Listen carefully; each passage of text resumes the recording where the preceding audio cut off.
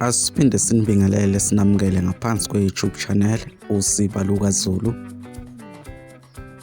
Kwisifundo sethu namhlanje sizobheka izisho. Ake sihambe-ke sithathe izisho ezimbalwa nezincazelo zakhona. Isisho sokuqala-ke sizosithatha isisho esithi ukubheka ngamehlo amnyama.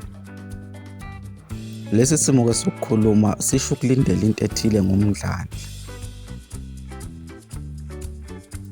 Isisho sesibili-ke isisho esithi ukubhoboza isifuba.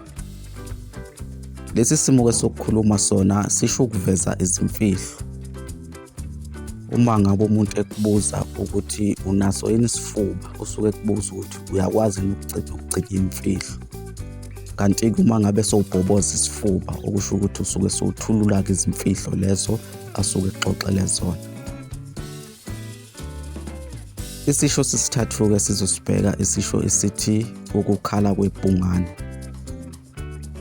Lesi simo-ke sokukhuluma sona sisho ukungabi bikho muntu. Uma ngabe kuthiwa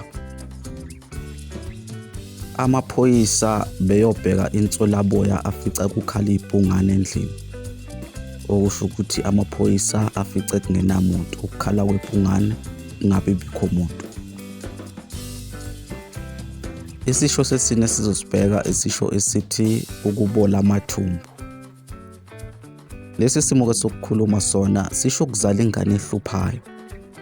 Uma kuthiwa uMasibanibani akazalanga wabola amathumbu, okusho ukuthi wazala ingane ehluphayo ehlale njalo ibabazwa. Isisho sesihlanu-ke sizosibheka isisho esithi ukubhekisa amabombo ekhaya. Lesi simo-ke sokukhuluma sona sisho ukuya ekhaya. Uma ngabe kuthiwa sesibhekisa amabombo ekhaya, okusho ukuthi sesiyaphenduka noma sesiyajika sibheka ekhaya, sesibhekisa amabombo ekhaya. Isisho sokugcina-ke sizosibheka isisho esithi ukungaconsi phansi. Lesi simo-ke sokukhuluma sisho ukuthandwa yiwo wonke umuntu. Uma ngabe kuthiwa umgadli webhakabhaka akaconsi phansi kubalandeli bebhakabhaka, okusho ukuthi umgadli loyo usuke ethandwa yibo bonke abalandeli abebhakabhaka. Ukungaconsi phansi, ukuthandwa yiwo wonke umuntu.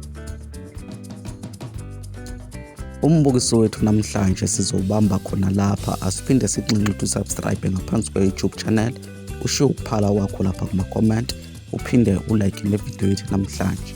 Kuze kube ngokuzayo, siyavalelisa.